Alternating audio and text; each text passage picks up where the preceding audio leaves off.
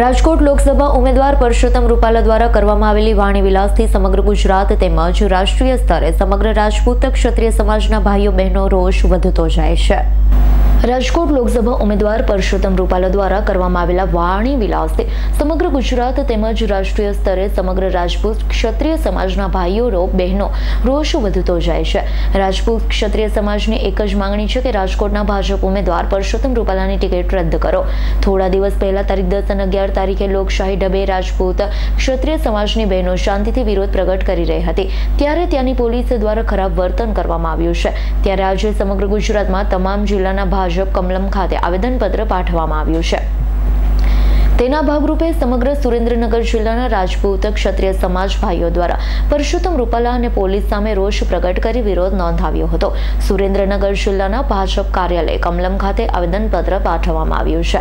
આવેદનપત્ર કાર્યક્રમમાં સુરેન્દ્રનગર જિલ્લાના તમામ રાજપૂત ક્ષત્રિય સમાજના ભાઈઓ મોટી સંખ્યામાં જોડાયા હતા।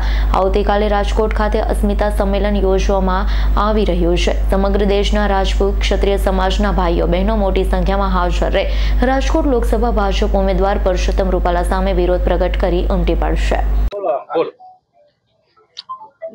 મારું નામ દડુભાઈ દેવાયતભાઈ ખરપડા, જો કે હું તો આમ તો લોક સાહિત્યના ક્ષેત્રમાં સંકળાયેલો છું, પણ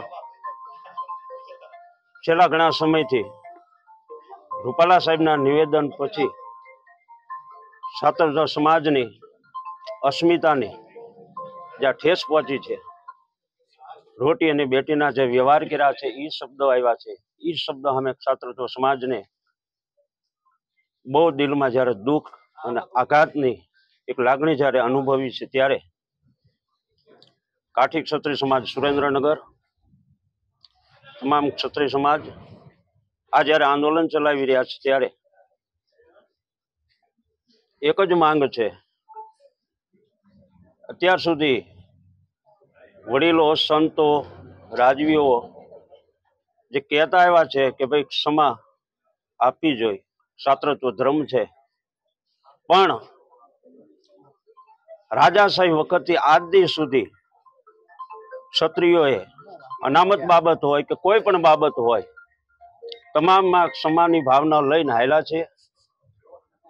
બીજું કે ભાજપ સાથે ક્ષત્રિય વર્ષોથી જોડાયેલું છે, એના સામેનો ક્ષત્રિયોને કઈ એવો વિરોધ નથી, પણ રૂપાલા સાહેબના જે નિવેદન છે અને એ નિવેદનના આઘાતની લાગણી જ્યારે છે, ત્યારે ક્ષત્રિય સમાજ અત્યારે હું માનું ત્યાં સુધી પ્રથમવાર આજ સામે આવી અને જે ઉભો છે ને એમ કે છે ટિકિટ રદ કરો।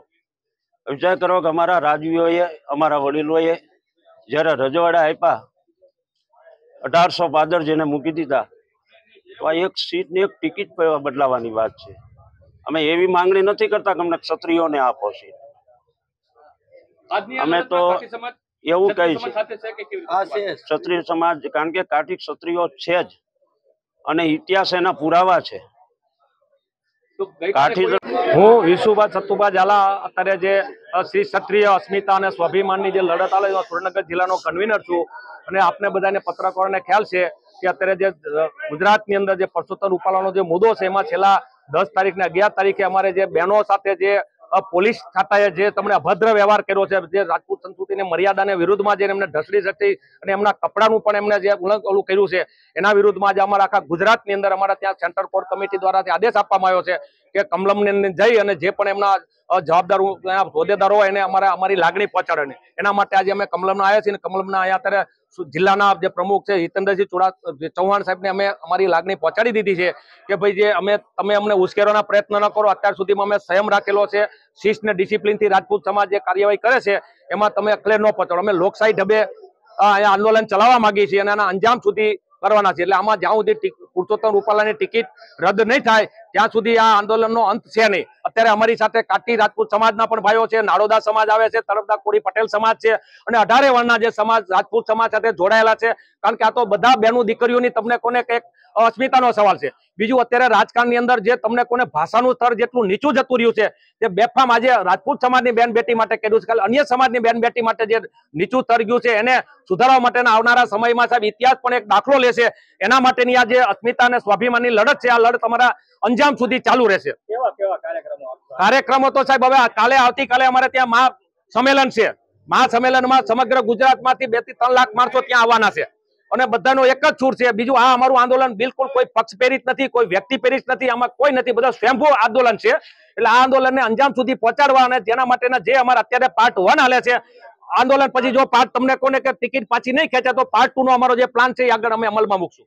અને દીપક સેવાગલાનો રિપોર્ટ, S9 ન્યૂઝ, લીંબડી। અમારી તમામ માહિતીથી અપડેટ રહેવા માટે જોડાયેલા રહો S9 ન્યૂઝ સાથે।